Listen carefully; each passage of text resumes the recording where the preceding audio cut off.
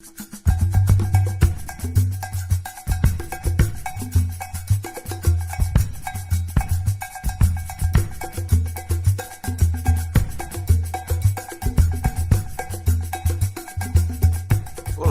você que está aqui no canal do YouTube do Festival Cultura Viva para assistir a segunda aula da Oficina de Participação Social no Sistema Municipal de Cultura. Eu, Marcelo Ricardo Ferreira, venho aqui para deixar alguns recados e algumas orientações para que você tenha uma melhor fluência ao assistir a segunda aula. Primeiro recado que eu devo deixar aqui é para os nossos financiadores. Vale dizer que esta oficina integra o Festival Cultura Viva, que tem financiamento da Lei de Emergência Cultural Aldir Blanc, né? Com a Secretaria Especial de Cultura e do Governo Federal e da Secretaria de Economia Criativa e Cultura do Estado de São Paulo. Dito isso, sobre a aula de hoje, é muito importante que você tenha assistido a aula 1. A aula 1 ela terminou, né, com a construção com a participação dos alunos, a construção de um documento de levantamento de pautas e sistematização dessas pautas, que vocês vão ver que nessa aula vai ser utilizada. Então, para você que está assistindo a aula gravada, você pode conferir aqui na descrição do vídeo esse documento, assim como o material de apoio da aula 1, o material de apoio da aula 2, também vão estar aqui na descrição do vídeo. No final do vídeo eu volto, porque tem mais uma pequena explicação importante para que você compreenda como que a gente sistematizou o conhecimento da segunda aula. Desejo a todos uma boa aula e não se esqueçam, curta o vídeo e façam comentários aqui, para que a gente possa saber também o que vocês acharam dessa aula. Meu nome é Cauê, sou produtor cultural, gestor cultural, trabalho aqui atualmente como tesoureiro da Areté, Gestão Cultural e Apoio ao Terceiro Setor, principalmente em apoio a projetos de grupos coletivos culturais.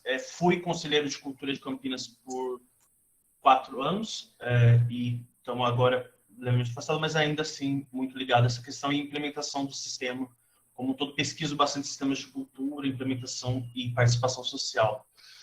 Então, resgatando aqui um pouco, a gente vai falar um pouco movimentos sociais, mecanismos de participação, né? Primeiro, uma definição, né? Movimentos sociais são formados por grupos de indivíduos que defendem, demandam e lutam por causa política. É uma forma da população se organizar, expressar seus desejos e exigir seus direitos. São fenômenos históricos que resultam de lutas sociais e vão transformando e introduzindo mudanças estruturais na sociedade.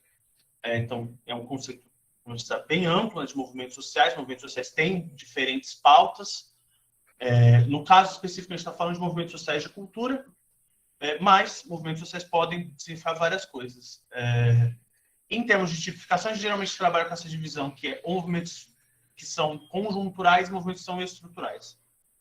O movimento conjuntural ele surge para uma demanda específica, geralmente uma resolução de algum problema, num prazo que tem, teoricamente, um prazo de resolução, ou que tem um vislumbre de resolução prática. Então, um exemplo é, por exemplo, a movimentação que as pessoas geralmente realizam em termos de preço de passagens, né, redução de passagens, coisas que elas querem aquilo, elas querem um fenômeno específico, algo específico aconteça dentro de um período curto de tempo. E fenômenos estruturais, que são movimentos que querem coisas a longo prazo, na verdade, coisas que modificam estruturalmente a sociedade. Aqui, né, no caso, por exemplo, da reforma agrária, ou seja, questões que têm um impacto ou uma luta mais longa para a sua implementação e realização. Na cultura, que é o caso que a gente está falando, né, a gente tem ideia de movimentos conjunturais, são geralmente quando grupos de artistas ou produtores culturais, agentes culturais, se organizam para a publicação de um edital, de um programa específico, né? Acho que um dos casos mais recentes de uma luta conjuntural na cultura foi a mobilização em torno da Lei Aldir Blanc, né? Então as pessoas elas se juntaram, elas buscaram uma resolução de algo que tinha, né, uma ação de emergência para o período da pandemia. E, em termos estruturais, a gente está falando da luta, por exemplo, pela implementação de sistemas municipais de cultura, ou toda a mobilização que acompanhou o Cultura Viva, ou a instalação do Sistema Nacional de Cultura. Então, são lutas que têm aí um plano mais amplo. Então, quando a gente fala de sistemas de cultura, a gente está sempre falando de sistemas mais amplos, são mudanças estruturais nas políticas públicas.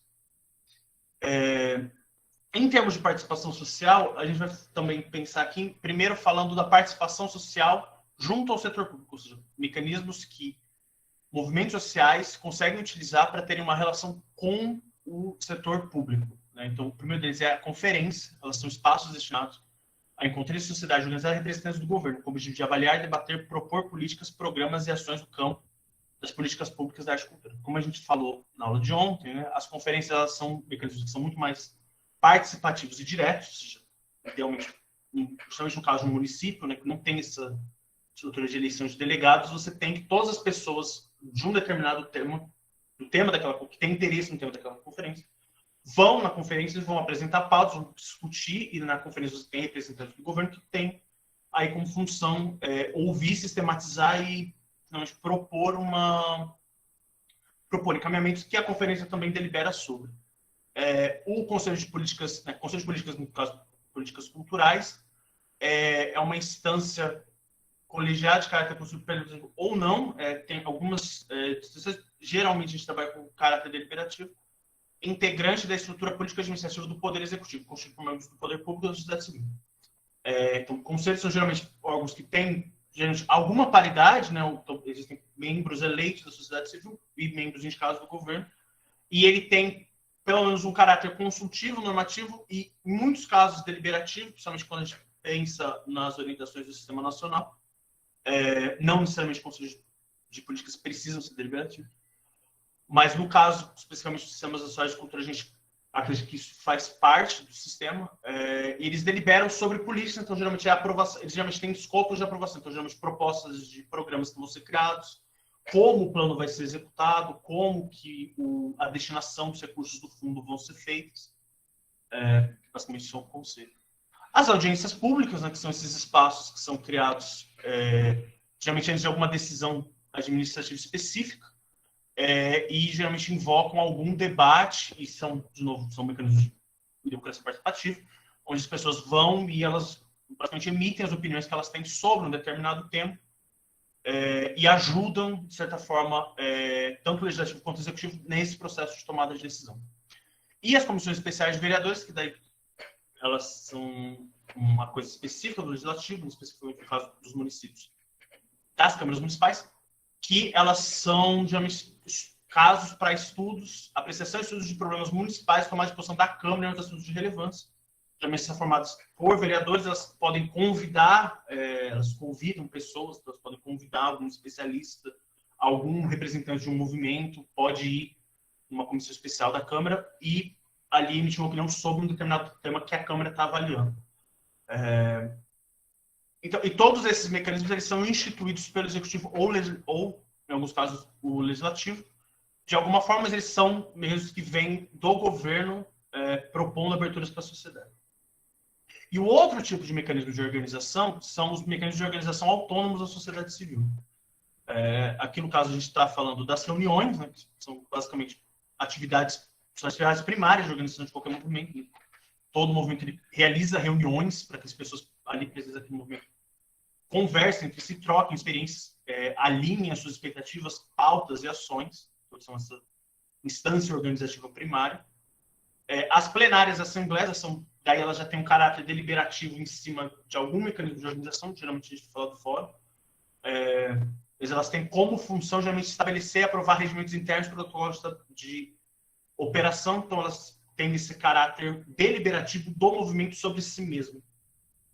E os fóruns, né, que falam bastante de fórum, foi uma coisa que apareceu em algumas propostas da aula de ontem, é que esse mecanismo permanente de organização da sociedade civil. Então, ele é uma estrutura que existe, ele tem alguma composição, ele tem uma mesa organizadora que é eleita pela plenária e assembleia, que essa mesa tem como função fazer um calendário regular de reuniões, organizar esse calendário, viabilizar esse calendário e pensar, né, coletivamente junto com o resto da plenária, como encaminhar as pautas. E esses mecanismos eles são independentes do governo, ou seja, mesmo quando não existe uma interação com o governo não tem interesse de propor uma pauta, os movimentos, essas todas são mecanismos possíveis de realização de um movimento independente do governo. Daí, o tempo na construção de políticas públicas de cultura como a gente fala, analisar o sucesso da implementação de políticas de cultura, vão dizer que municípios com movimentos fortes, como são estruturantes, têm muito mais chances de conquistar a médio e longo prazo. Porque, via de regra, os processos de conquista de marcos legais para a cultura são processos de 5, 10 ou até mesmo 30 anos para conquistar sua plena implementação. A gente viu ontem o caso do Sistema Nacional, que é um debate que começa nos anos 60. Vai ter seus primeiros encaminhamentos ali em 2005 e até hoje não está plenamente implementado. Isso também é uma experiência que a gente teve em Campinas, experiência que a gente encontra em vários outros municípios, são tempos longos, então é por isso que é importante, né, a gente está trazendo aqui a organização interna do movimento, para que o movimento tenha gás, não é uma, a gente fala, não é uma corrida, é uma maratona. Né? Então, é um processo longo de esforço, e para isso é preciso que tenha esse pensamento de uma organização a longo prazo. Daí os exemplos, que eu falei já antes de falar, né? Então o Sistema Nacional ele começa ali na década de 60, a implementação começa a acontecer em 2005, né? Mas ele não tem, ainda a gente não tem um mecanismo permanente estabelecido de repasse fundo a fundo, que é o que muitas vezes faz com que o sistema não seja interessante a muitos municípios, né? Já que ele prevê a criação de uma série de mecanismos, mas ele não tem uma garantia do governo federal de um repasse de recursos por causa do estabelecimento por causa do estabelecimento do repasse desses recursos. A Lei Cultura Viva Nacional, não esqueçam o L aqui, o Programa Cultura Viva inicia-se em 2005, 2011 tem entrado o projeto de lei, é aprovado só em 2014 o projeto de lei, a regulamentação acontece em 2016, e hoje tem uma baixa desejo de implementação, de novo a questão de recursos, convênios. Acho que os últimos convênios, Marcelo, se me corrija se estiver errado, eles foram executados recentemente, mas eles eram do governo Dilma ainda. Não foram estabelecidos novos convênios depois de 2014. É isso, né? Tá.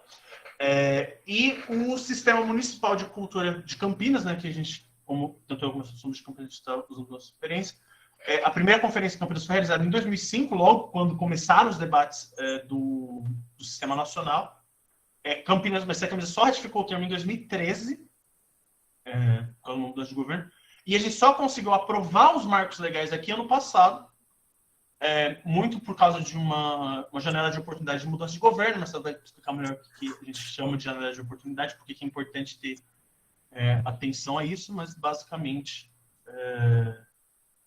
foi um processo muito longo. A gente ficou aí basicamente 15 anos entre começar a discutir um sistema, ter a adesão do município, foram basicamente 7 anos, e ainda depois outros 8 anos para dar adesão à implementação dos marcos legais. E agora a gente está vendo, a gente teve a primeira eleição do Conselho no começo do ano, ainda não tem uma formulação muito estruturada do sistema, os subsistemas, né? Você tem o sistema municipal de cultura, mas você tem o sistema de financiamento, você tem o sistema de indicadores, você tem os sistemas setoriais e temáticos. Eles ainda estão em implementação. Então, ainda também não é uma coisa assim que a gente fala, a Campinas terminou o sistema. A Campinas tem hoje o CPF, mas ainda tem subestruturas do plano, inclusive, que precisam ser muito melhor estabelecidas. Aí, falar brevemente do diagnóstico do setor, que é uma coisa que a gente sempre considera importante, que é a sociedade civil deve organizar um diagnóstico do setor cultural local, da conjuntura política, dos marcos legais e mecanismos de gestão pública da cultura. Então, quando a gente vai falar, a gente falou bastante de Brasília ontem, nesse município que a gente criou aqui, mas quando que é muito importante que o movimento entenda, para incidir sobre a realidade, é importante que você saiba sobre qual realidade você está incidindo.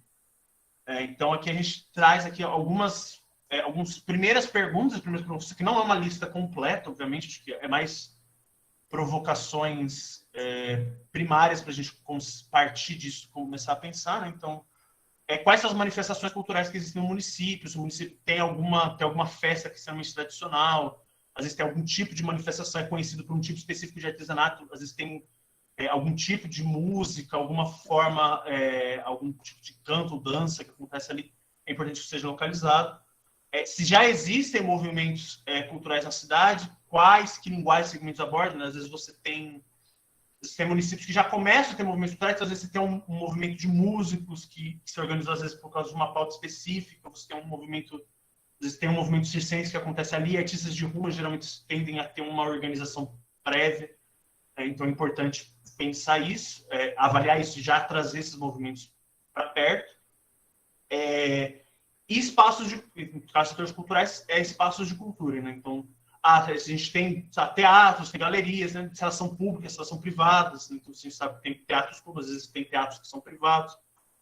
qual que é a relação que eles estabelecem entre um e outro. Né? Então, isso, primeiro, um mapeamento de setores culturais, centros culturais no geral, conjuntura política. Daí, se existe um movimento organizado que incide nas políticas culturais municipais, então, se já existe esse movimento, se não existe, daí necessário seja criado, se o governo atual tem canais de diálogo para a construção de políticas de cultura. Né? Então, se já existe uma secretaria, no caso de Brasília, a gente sabe que isso não é muito real, mas se já tem um conselho, às vezes é muito comum que o município já tenha, por exemplo, o conselho de patrimônio, que é um tipo de conselho de cultura, e não é um conselho de políticas culturais, mas ele é um tipo de conselho de cultura.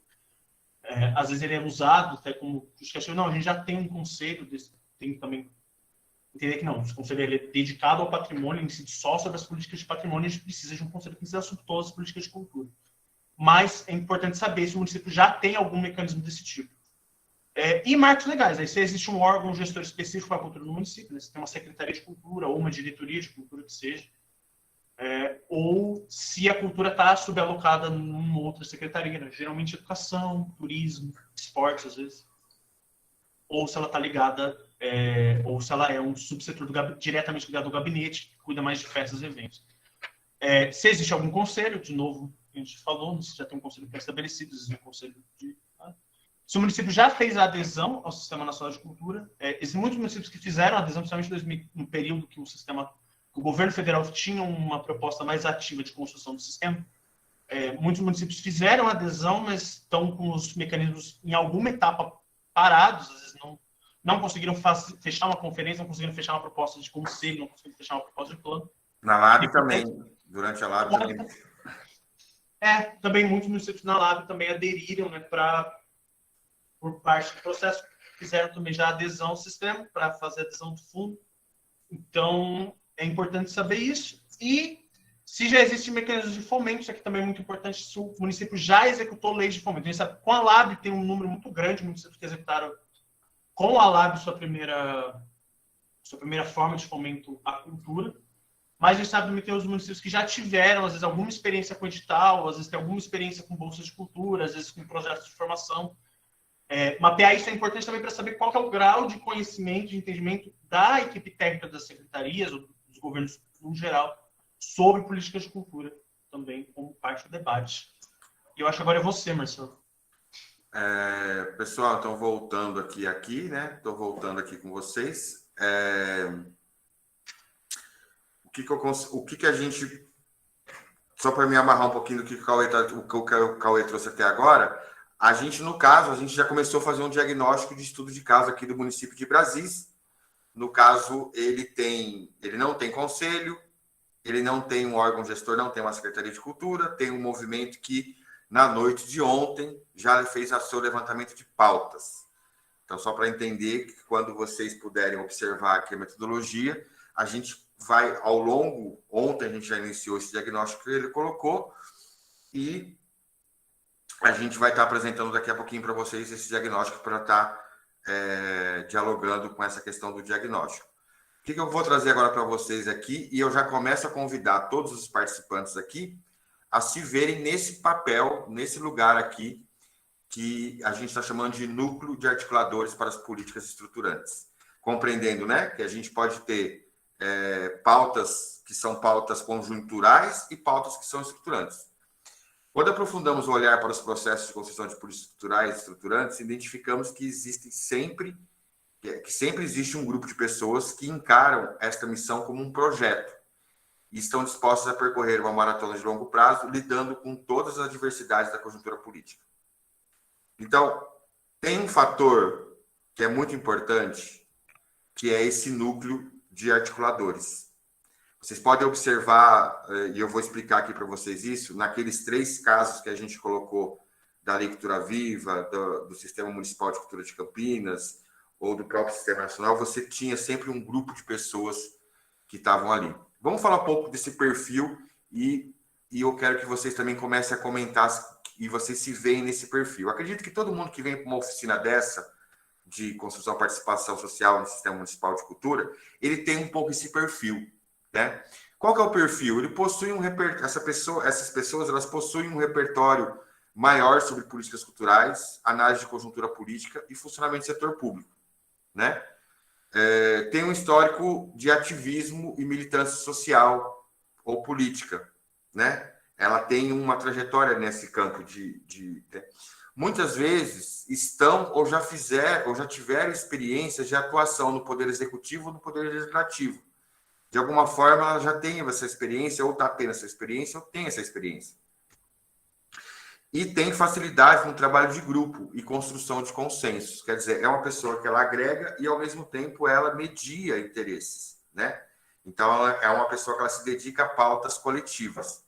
O que vocês acham aqui que falta mais nesse perfil aqui? Você acha que a gente enquadrou bem esse perfil aqui? Acho que vocês se veem nesse perfil. Fala aqui no chat para a gente aqui, se você se vê nesse perfil, se você se identifica com esse perfil aqui, de ter essas questões aqui, ou se falta alguma coisa, né? Possui repertório maior do que os seus pares ali na sua localidade sobre políticas culturais, tem um histórico de ativismo e militância social, já tiveram alguma experiência e tem facilidade no trabalho de grupo. É isso mesmo? Confere aí, só para eu sentir se a gente acertou aqui na nossa... O Wagner colocou, eu gostei, né? E vão comentando aí sobre esse perfil aí. Qual que é a importância de se constituir esse grupo? Qual que é a importância? Esse núcleo, para mim, ele é o que faz a diferença na construção da participação social. Ele faz a diferença. Por quê? Porque ele vai ter o papel de fazer a mediação entre o setor público e a sociedade civil na construção de planos de ação de curto, médio e longo prazo, né? Ele promove o processo de formação sobre políticas culturais e geração de indicadores culturais do município, né? De uma forma popular, híbrida, né? Não é assim, não é só estando dentro do governo, mas fora do governo também ele está sempre buscando mapear, buscando criar indicadores, buscando formar outras pessoas, explicar para as pessoas como é que ele está. É um papel de extrema importância. Eles também têm uma importância muito grande, esse núcleo, essas pessoas, porque eles articulam diversos segmentos de diferentes agentes políticos para a pauta. Muitas vezes, o que eu estou querendo dizer também aqui, ele não é uma pessoa assim, ele pode até ser ligado a um partido político, a uma determinada ideologia política, mas ele também está sempre dialogando com outros partidos, com pessoas diferentes. Então, ele tem esse papel, esse grupo, e essas pessoas têm papel de articulação. E ele também tem a importância de buscar constantemente novas rotas de acordo com cada conjuntura política. Então, naquela perspectiva de maratona, esse núcleo que mantém a chama, que caminha com aquela chama, sempre tentando buscar soluções, buscar rotas e animar o movimento. É muito importante esse núcleo. Vocês agora, todos aqui, estão convidados a ser esse núcleo da cidade de Brasis, porque é importante que sem esse núcleo, dificilmente, não vou dizer que não existe, mas dificilmente se conquista políticas culturais de relevância nos municípios. Lembrando que, se existe uma jornada de tempo, se é uma maratona de implementação de políticas culturais, é importante que tenha esse núcleo que mantenha essa maratona. O movimento pode se dispersar, pode enfraquecer um pouco, mas esse núcleo mantém. Bora?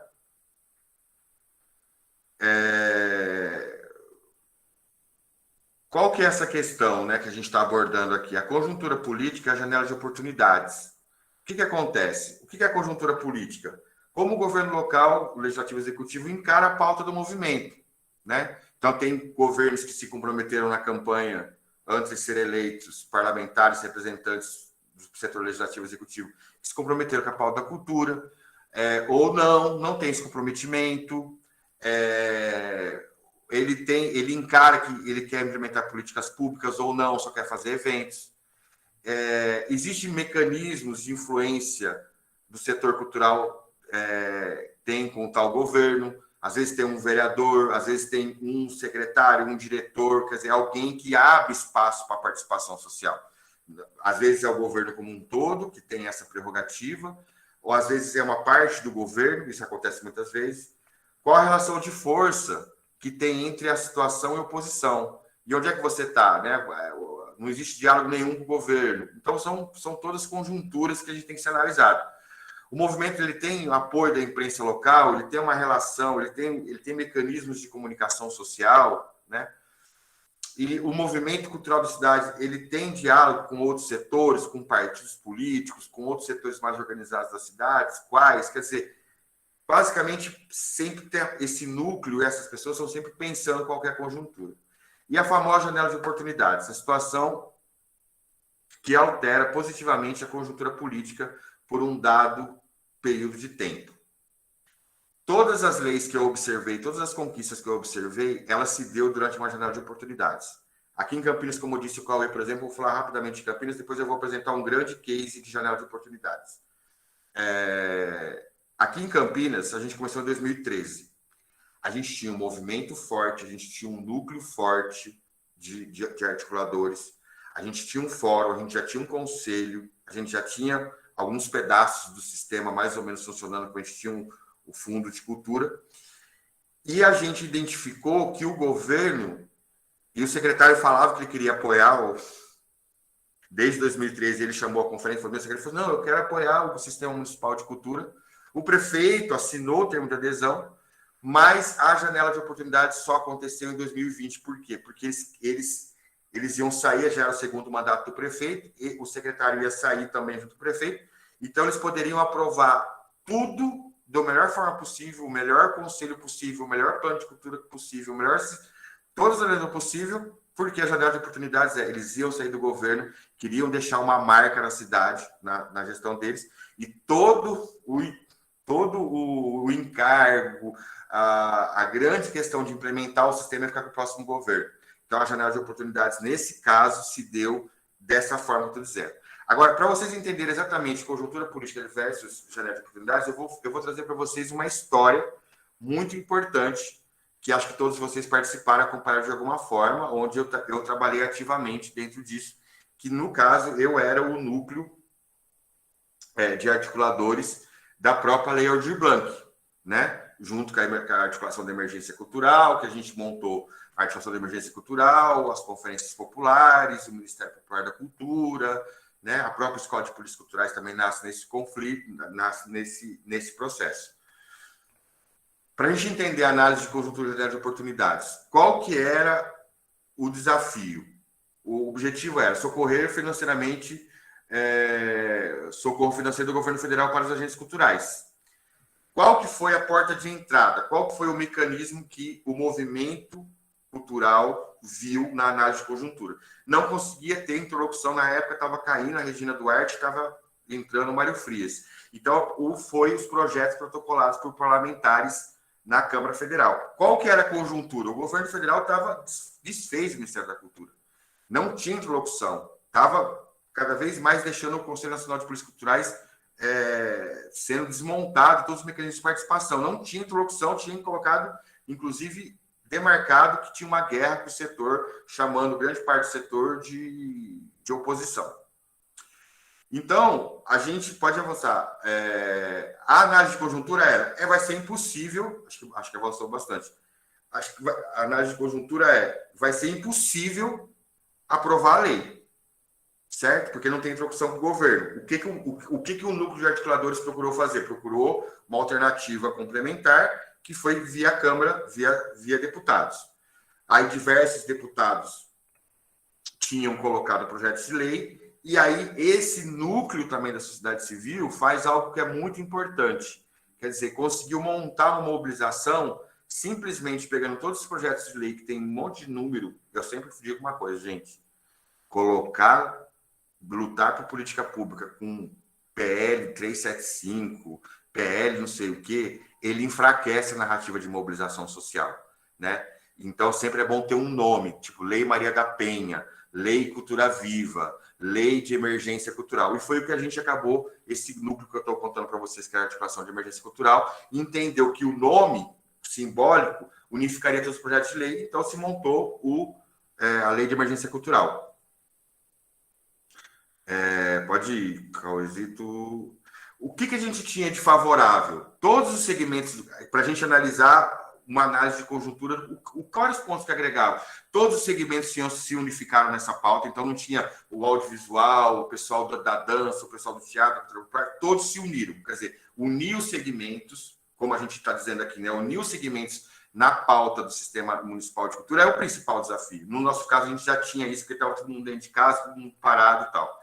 A população, que é um fator importante também quando a gente vai trabalhar com mobilização social, a população estava sentindo isso, todo mundo tinha conhecidos, músicos, produtores, pessoas que trabalhavam com eventos culturais, e eles estavam vendo que isso estava todo mundo numa situação muito precária nesse sentido. Né, aquela famosa frase, o setor cultural foi foi o primeiro a parar e vai ser o último a voltar.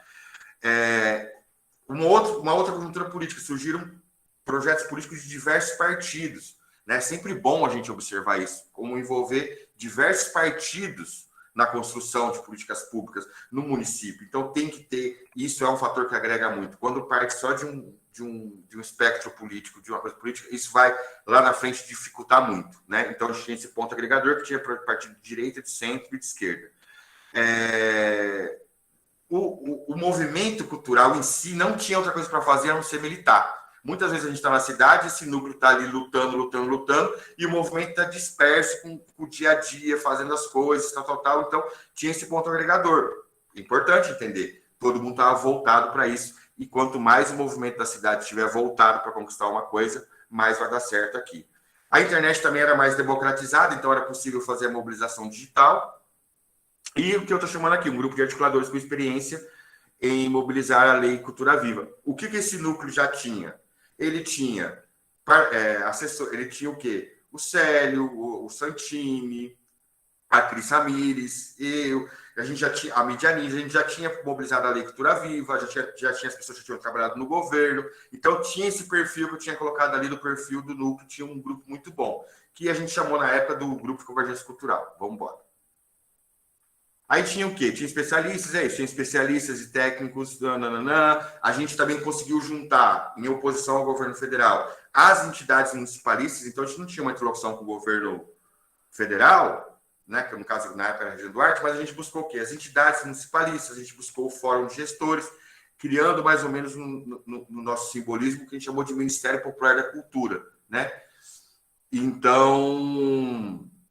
E também já tinha tido um acúmulo da Comissão de Cultura. Quer dizer, então a gente buscou também o Legislativo, a Comissão de Cultura, e fomos agregando todas essas pessoas para criar uma rota, com tudo que tinha de agregação, uma rota para conseguir isso. O que é importante aqui é de que tem que se buscar ampliar e pegar todo o ponto agregador e ir acumulando ele para ter correlação de força com o governo que vai estar dizendo. E qual foi a grande janela de oportunidade? Todos os setores estavam sendo socorridos, e o governo abriu caixa para criar crédito extraordinário. Quer dizer, que era aquele orçamento de guerra, porque não foi o dinheiro do Fundo Nacional de Cultura que foi para a Lei Aldir Blanc. Foi criado, foi usado o valor que poderia ter no fundo, mas tinha recurso sendo gerado pela crise, por causa de uma emenda constitucional, que permitia que o governo pudesse gastar recursos e investir recursos. Então, era mais uma janela de oportunidades. Pois bem, pontos agregadores. Pontos de dificuldades é isso. O governo Bolsonaro estava doido, dificultava na Câmara, desmonte do Ministério da Secretaria Especial, falta de sistema de indicadores, quer dizer, então não tinha cadastros,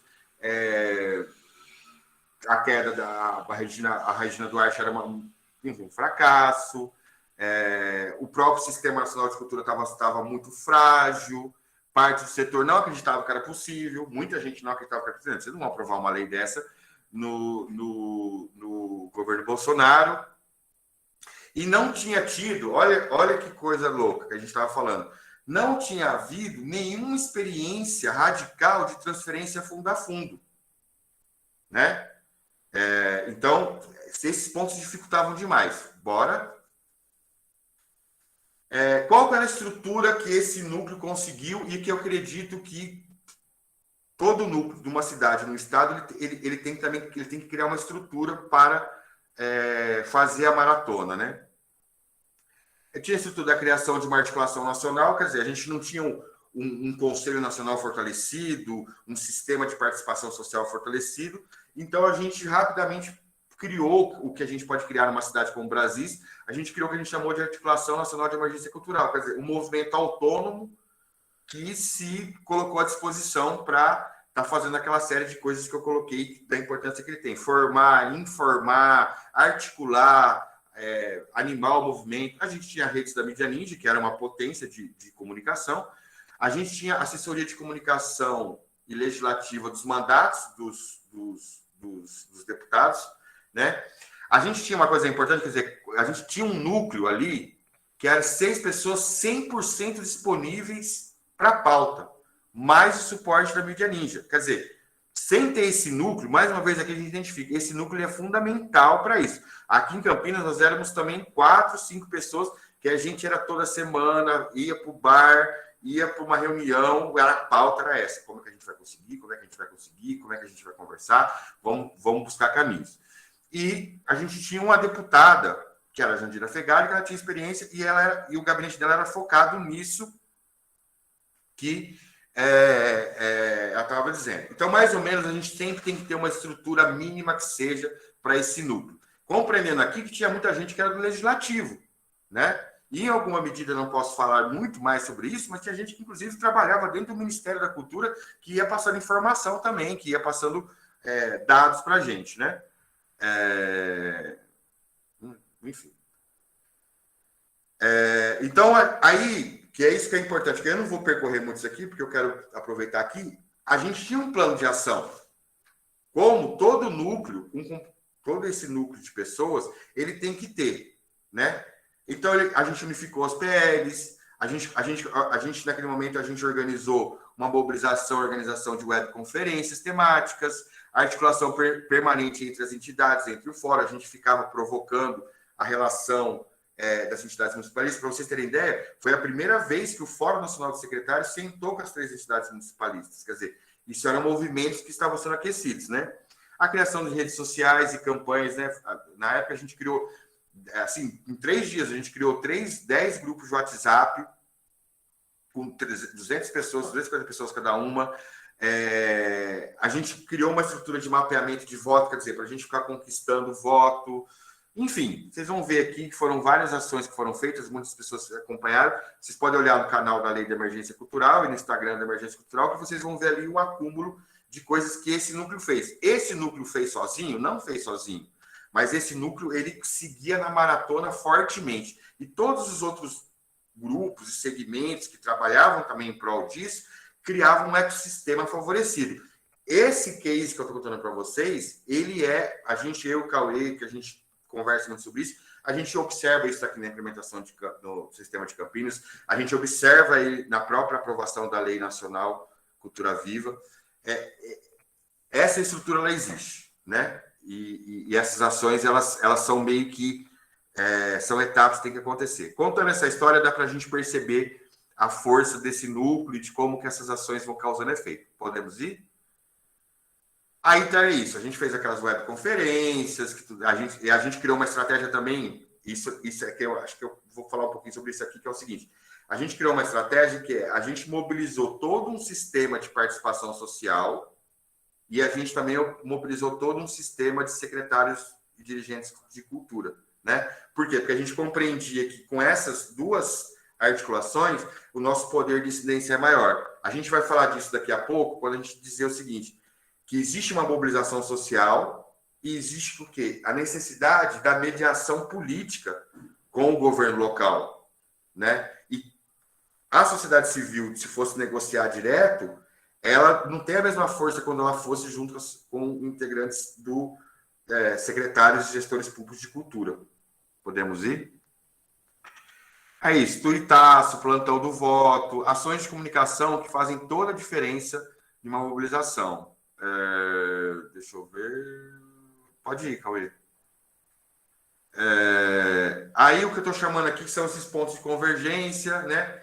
Que foram construindo o ambiente para aprovar. Se criou um grupo de convergência cultural, que era o grupo liderado pelo Célio, pela Cris Ramires, pelos assessores legislativos, que eles trabalhavam, e o gabinete da Jandira Fegali, que trabalhava incessantemente na sistematização das propostas e pegando dados da Câmara, e os deputados gerando dados, e essa galera trabalhando na sistematização, a gente também acompanhava e contribuía com isso. A própria articulação nacional, né, com articulando tanto os secretários de cultura, de dirigentes culturais, quanto a sociedade civil. Uma consultoria legislativa, muitas vezes, gente, e isso serve de exemplo aqui que a gente vai usar, se utilizar dos vereadores, dos deputados, é uma ótima alternativa. No nosso caso, a Lei Aldir Blanc, ela foi essa rota, né? E acho que é isso. Pontos de convergência. Qual que é o ponto de virada e a janela de oportunidades da Lei Aldir Blanc? Janela de oportunidade 1, crédito extraordinário. Janela de oportunidade 2, todos os setores estão sendo atendidos.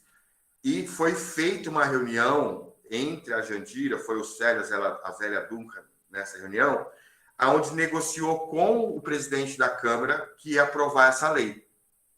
Então, ali abriu uma janela de oportunidades, porque a partir dali, isso daí foi mais ou menos um mês até conseguir essa reunião. A partir dali, a lei foi mais um mês para aprovar, né?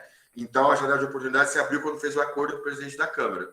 E isso pode acontecer em diversos contextos. Aqui, a gente poderia analisar, né? Aí foi negociado ali, e tinha uma mediação política. O Rodrigo Maia exigiu que tivesse um pacto de contrapartida, aí entra essa questão da contrapartida. Não aceitou que tivesse um regime diferencial de auxílio emergencial diferente de R$600, então alguns projetos de lei requisitavam isso, então teve que ceder isso.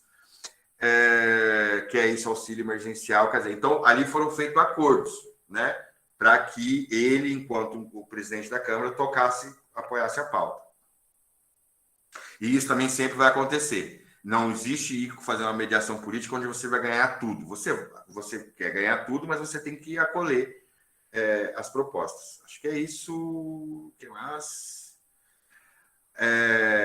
Eu já falei também, aí a janela de oportunidades foi se afunilando, que foi o quê? Foi o cálculo de superávit dos 3 bilhões do Fundo Nacional, quer dizer, todo mundo se perguntava, mas qual que é o valor? Qual que é o valor? Como não tinha um sistema nacional de indicadores, não tinha muito bem um sistema de informação assegurado, se utilizou o cálculo do superávit dos últimos 20 anos do Fundo Nacional de Cultura e chegou num valor que era 3 bilhões, né? Qual foi o outro ponto decisivo? Se fez um acordo com as entidades municipalistas, que falam de gestores, de descentralização de recursos. Então, isso também foi abrindo espaço para a lei, né? Também teve uma coisa importante, que é a universalidade. Como todos os municípios estavam entrando, iam ser atendidos pela lei, você ganhava uma força dos prefeitos e das prefeitas nessa mobilização. Na época, o Arthur Lira, ele era líder do governo. Então, quer dizer, observe, o movimento organizou conjuntura. O governo federal não tinha interlocução com o movimento. O movimento se organiza, procura os deputados de diversos partidos. Movimentos de diversos partidos conseguem conversar com o presidente da Câmara. Movimento organizado e parlamentares organizados procuram o líder do governo para fazer o diálogo com ele.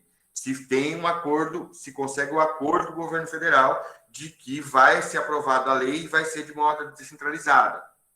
Então, entende? Não existe assim, eu sou do espectro político de esquerda, eu não converso com a direita, com o centrão, vai aprovar a lei na marra porque a soberania popular vai garantir. Não vai rolar. É bonito no papel, escutar as histórias antigas, as revoluções que houveram, mas na prática, você vai conversar com o centrão e você vai conversar com o governo atual, com a direita, e tem que ir buscando essas rotas, né? Tinha isso também, que era uma intensa mobilização virtual, de baixo para cima, e isso fazia toda a diferença. Pois bem, aí, beleza, conseguiu a vitória, os 3 bilhões, e assim, mas o que é aqui? Ela foi 3 meses entre começar a fazer a parada e aprovar a lei, e, observem, foi 2 meses para sair a regulamentação, e depois, mais lá para junho, né? Que saiu, não, a regulamentação saiu em agosto. Aí você teve setembro, outubro e novembro para executar. O que acontece para a gente, usando o caso da Lei Aldir Blanc, o que ela não tem, ela tem muito diferencial de que ela é uma lei, ela é uma lei emergencial de socorro numa conjuntura adversa da pandemia, mas observem, Uma lei que era para ser uma lei de emergência, até hoje ela está sendo executada. Né? Até hoje, a gente está terminando de executar os recursos da lei. E muitos dos problemas que existem na execução da lei é exatamente a velocidade de tempo, que isso é um grande empecilho de execução da lei. Vamos lá. Bom, pessoal, eu preciso dar um respirinho aqui. O que vocês... Alguém tem algum comentário para fazer? Tira um pouquinho da tela aqui, só para a gente poder dar uma... Pessoal, e aí? Foi muito rápido? Eu consegui cumprir essa função de mostrar para vocês os mecanismos de participação social que o governo puxa, que a sociedade civil puxa. Ao mesmo tempo, como que esse núcleo de articuladores trabalham e fazem a diferença nesse resultado.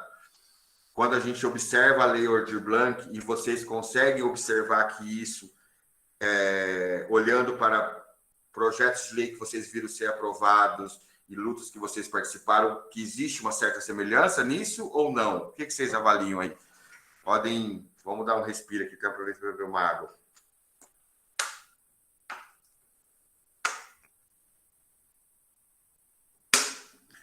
É isso aí, pessoal. Escrevam, abrem essas câmerazinhas aí para a gente ver vocês aí. Às vezes eu falei tanto que vocês até dormiram, sim, uma mobilização tem que ser muito organizada, abrangente, muito bem.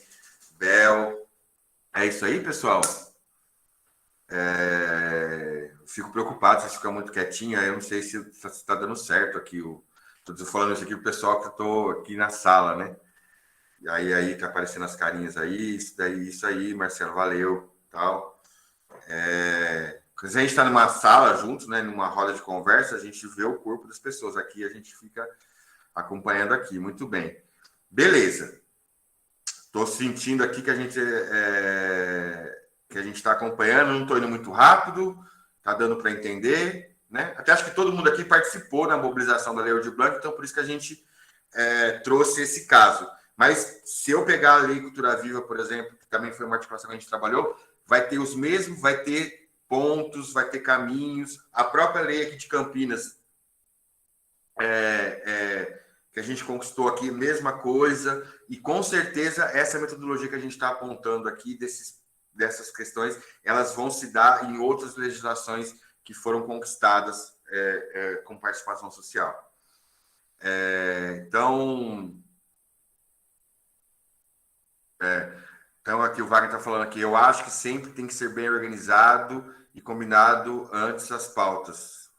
Certo, mobilização popular, muito interessante, alguns pontos dos bastidores de toda a articulação para lá e tal. Ainda a gente vai acabar,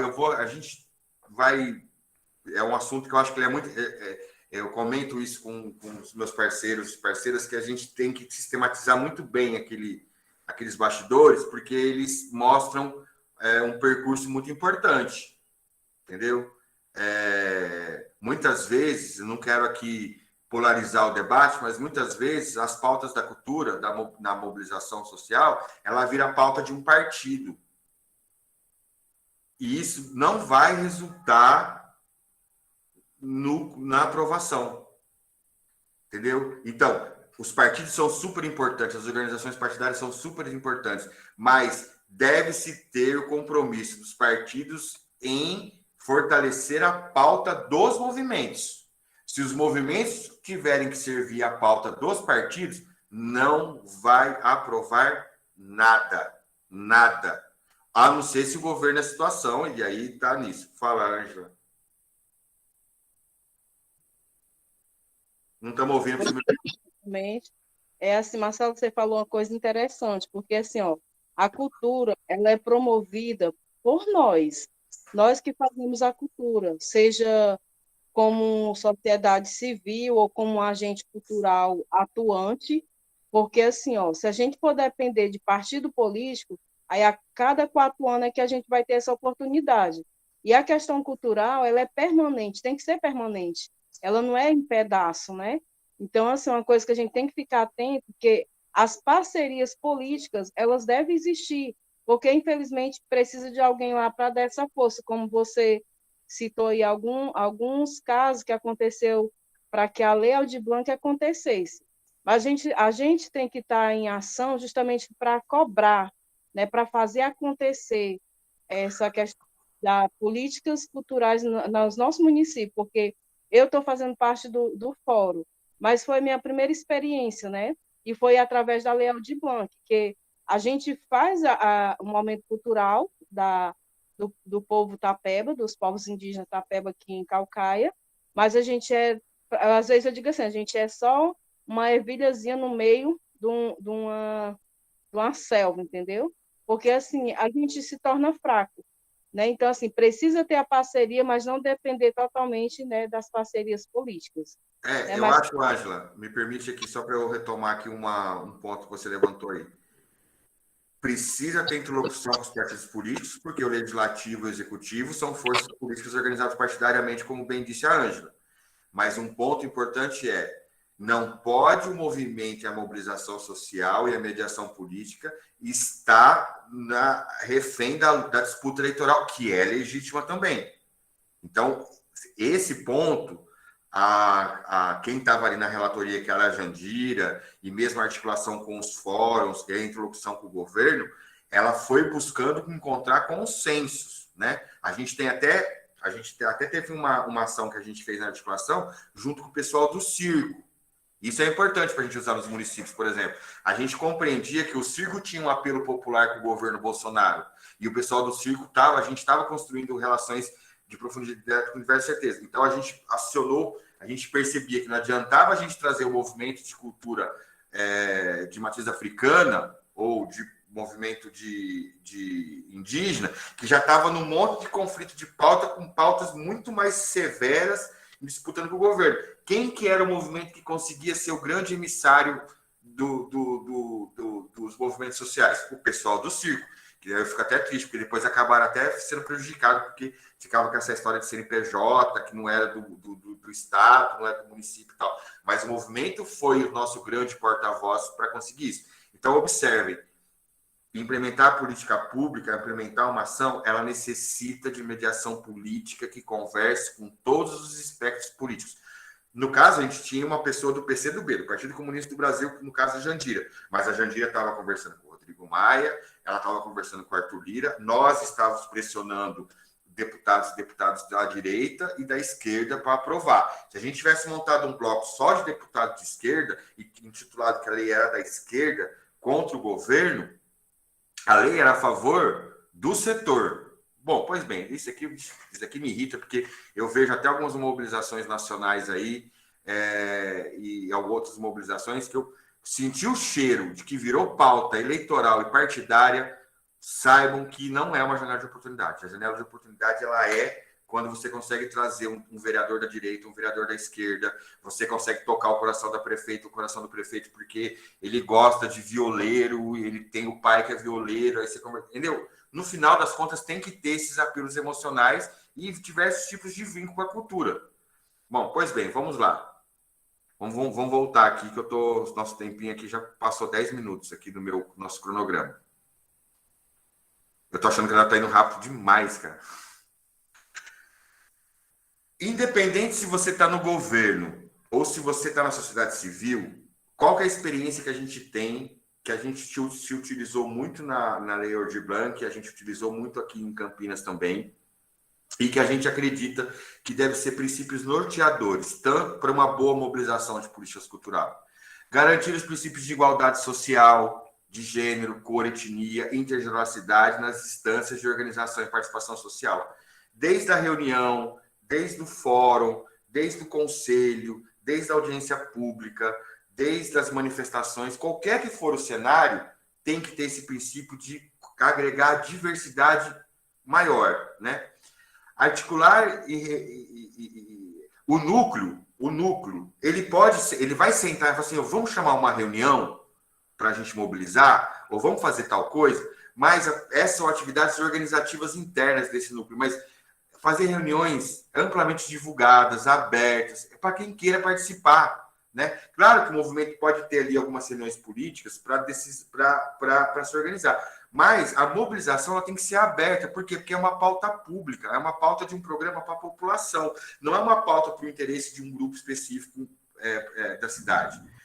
Garantir as representações de diversas linguagens artísticas e expressões, porque muitas vezes, vamos supor, o pessoal do teatro é mais organizado. Então, o pessoal do teatro acaba sendo muita gente do teatro, ou de outro setor, ou, enfim, tem que buscar essa agregação, né? Isso não quer dizer que essas pessoas vão ser o núcleo, vão ficar, mas elas têm que estar inseridas, tem que ir buscando elas, né? Marcelo, Oi. Uma coisa, nessa coisa do núcleo, também ter uma coisa que a gente teve muito em Campinas, assim, teve também no processo da Lei Blanc, que é o núcleo tem que estar também, de certa forma, aberto a novas pessoas que apareçam. Assim, não é porque o núcleo começou com começamos nós três, mas às vezes aparece uma quarta, uma quinta, uma sexta pessoa que também pode contribuir, assim, não serve também para isso. Eu acho que a gente até devia ter colocado aqui o que define que as pessoas são desse núcleo, eu costumo chamar que é o grupo mão na massa. Muito mais do que se as pessoas... muito mais do que são as pessoas que pensam, que têm mais repertório, são as pessoas que vão trabalhar pelo coletivo. Elas vão escrever ata, elas vão fazer material de comunicação, elas vão comunicar. Então, o grande critério é pessoas que põem a mão na massa, que trabalham. E todo mundo que chegar para trabalhar com mais diversidade, melhor. Tem que entender que esse núcleo, até isso bom que você falou, Cauê, ele não é um núcleo, ele serve à mobilização, ele serve para conquistar, para fortalecer o fórum. Ele não é a liderança política do fórum, do conselho, ele é a operativa, ele é quem põe a mão na massa. E todo mundo que se prontifica a pôr a mão na massa tem que estar dentro. E ele vai trabalhar para que o máximo de pessoas participem das atividades, influenciem e garanta tudo isso. Acho que agora ficou melhor, né, Cauê? Senão parece que esse núcleo é um grupo de deuses, de pessoas... Não é. Na verdade, lideranças, na verdade, são pessoas que trabalham em prol das demandas do movimento. Então, garantir a representação, que eu também disse, né, de técnicos, coletivos, sindicatos, cooperativas, movimentos, empresas. É muito importante, gente, que os movimentos eles não são partidários, eles não são... eles são programáticos, eles têm uma pauta de um programa público. Então, não, o nosso movimento aqui se tem gente que é dono de uma casa de show, quer dizer, trazer pessoas que são do outro espectro, de outros tipos de segmento. Porque se ficar tudo igual, não vai ter força política para conquistar pautas como o sistema municipal que a gente está dizendo aqui, porque ele vai atender a todos os setores, né? Buscar o tempo todo a participação dos povos e comunidades de tradição oral. Por quê? Porque, na verdade, é um conflito de linguagem. A prefeitura, o sistema político, os governos, toda essa questão do sistema público, ele é uma linguagem da escrita, da burocracia, dos termos da lei, tal. E tudo isso são mecanismos excludentes, porque não é popularizado isso daqui. A política não é algo simples, né? E do outro lado, você tem uma imensa riqueza cultural, uma imensa capacidade de mobilização social, porque vamos dizer a verdade. Quem é nós, comparando os movimentos sociais que existem no Brasil, quando você vê os indígenas, quando eles fecham numa pauta, eles vão para cima, olha o poder de mobilização que eles têm, como que eles se entregam naquilo, né? E também com capacidade técnica, capacidade de advogado, jurídico. Então, buscar esses povos de tradição oral para eles estarem dentro, eles serem bem acolhidos, e eles estarem com protagonismo nisso, né? E buscar a participação de comunidades que não possuem acesso pleno à internet. Então, quer dizer, pensar que a divulgação ela tem que pensar tanto uma divulgação que ela pela internet, que é o principal meio de você mobilizar, mas também de como que ela chega em lugares que não tem muito acesso à internet. Pois bem, isso são princípios norteadores que garantem uma diversidade e uma força política. Bora? O que a gente usa muito e a gente recomenda também para uma construção colaborativa, tanto para mediar o setor público com a sociedade civil, quanto para ir construindo pautas. A gente pode até aprofundar isso aqui depois, mas basicamente a escutativa, que é ouvir os diferentes lugares de fala e assegurar que todas as questões e inquietações sejam acolhidas no diálogo. O que acontece? Não é uma perspectiva do quê? Uma pessoa está levantando uma pauta. Ontem, no exercício de ontem, no exercício de ontem, o que a gente trabalhou? Que todas as pautas fossem absorvidas, por mais que ela não está sendo bem expressa. Então, assim, não é as pautas da maioria que são elencadas, é buscar a pauta de todos, ouvir, compreender o que a pessoa está dizendo e buscar colocar aquilo, acolher aquilo sem ficar criando antagonismos. E para isso, um outro dispositivo, a gente vai mandar o texto para vocês depois complementar, que é o consenso progressivo, que é, a partir de uma escuta ativa, alinhar as convergências e divergências e encontrar soluções mediadas para os dissensos. Quer dizer, não dá para você chegar na construção de um sistema, de uma política pública de cultura, que é estruturante para todos os setores, se todos os setores não estiverem consensualizados daquela pauta. Né? A gente vai entrar um pouco nisso. Então, tem que se buscar, não, assim, só ir para votação em casos muito específicos. Buscar o tempo todo construindo um consenso progressivo. Foi assim na Lei Aldir Blanc, e depois eu poderia até falar mais sobre isso. O acordo popular são entender que, assim, o núcleo, que a gente estava dizendo, ou o fórum, ou o movimento, ou o conselho, ele tem que estar a serviço dos acordos que foram estabelecidos pelo máximo de pessoas. Ele não pode simplesmente começar a colocar pautas na cabeça dele. Por quê? Porque senão vira aquele grupinho lá não representa nós. Por quê? Ninguém, no final das contas, está sendo representado, estimulado uma pauta, uma política pública, né? Basicamente é isso. A gente vai falar um pouco sobre essa questão do orçamento, que é o grande gargalo. É que nós estamos compreendendo aqui, pessoal, dialogando um pouco com o Luciano, o seguinte, que essa oficina, ela está trazendo reflexões sobre a construção de repertório para a participação social conquistar os sistemas municipais de cultura. Então, é um pouco mais, com certeza, o orçamento é a questão tão mais importante, no sentido que vai estruturar o financiamento, mas a gente está um passo atrás ainda, a gente vai chegar nisso. Beleza, Cauê? Vamos nessa? Beleza, Cauê. Passando a bola para o Cauê aqui, o que a gente tem? A gente rapidamente está tentando fazer esse alinhamento de pautas, trabalhando um princípio de escutativa, trabalhando consenso progressivo e trabalhando também essa questão de sistematizar isso, utilizando a cidade de Brasis. É isso, Cauê? É isso. Então, como você falou, acho que uma grande questão central, né, dos mecanismos que a gente está trabalhando, são os consensos progressivos, é o alinhamento das pautas. Né? Então, é preciso encontrar os pontos de convergência de diversos. Quando a gente abre, né, abre os processos de escuta, a gente começa a receber as primeiras demandas, né, as pessoas começam a se organizar em movimento, cada pessoa vai trazer as suas próprias demandas. Né? Então, é importante encontrar como essas demandas elas convergem e organizar elas dentro do sistema, seja dentro de um mecanismo já existente, ou seja na criação de sistemas setoriais, ou como meta dentro do plano.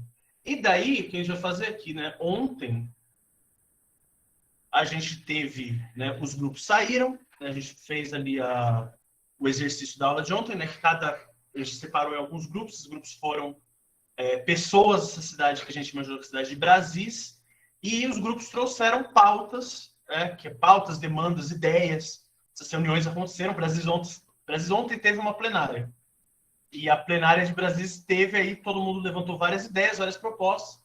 E a gente aqui fez mais ou menos justamente isso, que é esse processo de alinhamento de pauta. Né? Então, a gente vai mandar o documento aqui para todo mundo poder ver, mas aqui só pegar alguns exemplos rápidos. Né? Então, por exemplo, algumas pessoas de Brasil já têm até né? A gente começa a ver o pessoal do Grupo 1 que já tinha um entendimento bem avançado da necessidade do sistema, então já propôs justamente o sistema, né? Então tem um conselho, tem um plano, tem um fundo, basicamente isso é a criação. Essa é uma proposta agrupada, que é a criação do sistema de cultura. O Cauê, tem como deixar maior? Porque está muito pequenininho para ler. É muito pequeno, tá? Vou ver, acho que dá para colocar. É que daí eu vou ter que arrastar um pouquinho. É né? isso. De boa. Então aqui, criação do CPF, daí isso logo é a criação do sistema municipal, e o reflexo do sistema é o próprio sistema. Mas também tinha algumas pautas que por exemplo, aqui, né, lançamento de editais de fomento e prêmios de agentes culturais. Isso aí a gente já agrupa, primeiramente, né, no fundo dos editais de cultura. Então, a gente entende que o Brasil tem uma demanda de fundos editais, e essas demandas de fundos editais elas vão estar refletidas no sistema municipal de financiamento. Pois bem, aqui a gente tem também centros culturais, então eles já tem também pensar espaços culturais, a criação de espaços culturais ou apoio a espaços culturais que já existem, então isso também já é organizado dentro de um programa.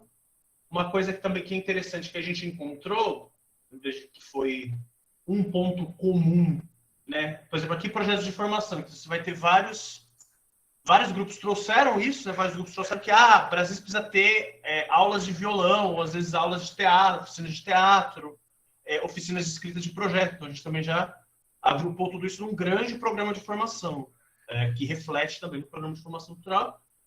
E, cadê? Aqui que eu perdi, que foi... Bastante mapeamento, né? Teve muita ação de mapeamento, mas teve muita coisa também falando de feira. Cadê? Pegar um aqui.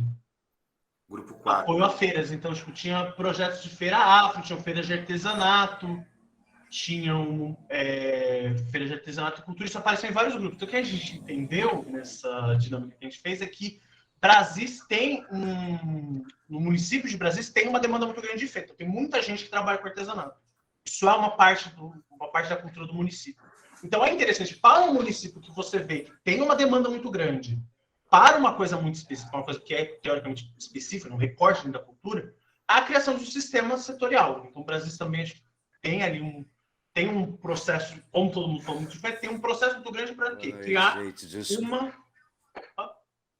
Boa noite. Brasil tem um espaço muito grande para a criação de um sistema de feiras, né? E aí um sistema específico para olhar para esse detalhe. Também a gente fala bastante de patrimônio e memória, então o Brasil também talvez tenha ali comunidades tradicionais que têm os próprios modos de fazer e viver e que precisam ser preservados, mantidos. O Brasil tem um conjunto de igrejas históricas, como um grupo aqui, em forma das igrejas históricas, então o Brasil tem que ter esse esforço de criação de mecanismo. E mais algumas coisas também, por exemplo, tem ali surgiram várias ideias de festivais, várias ideias de eventos que a cidade poderia propor, né? Dia das Crianças, Natal, Folia de Reis, festas juninas. Então a gente pensou que também seria interessante. Aí é uma coisa que não é necessário, você não precisa ter um sistema municipal de eventos, mas você pode ter uma meta dentro do Plano Municipal de Cultura, que é a criação do calendário de eventos e alguma forma de apoio ao calendário de eventos. Não necessariamente a prefeitura promover esses eventos, mas às vezes a prefeitura tem, né, pautas orçamentárias de aluguel de equipamento de som, palco, gradil, banheiro químico. Essas são coisas que nem estão restritas à Secretaria de Cultura. A gente sabe que outras secretarias realizam eventos e elas podem pensar nessa pauta em uma infraestrutura com outras secretarias.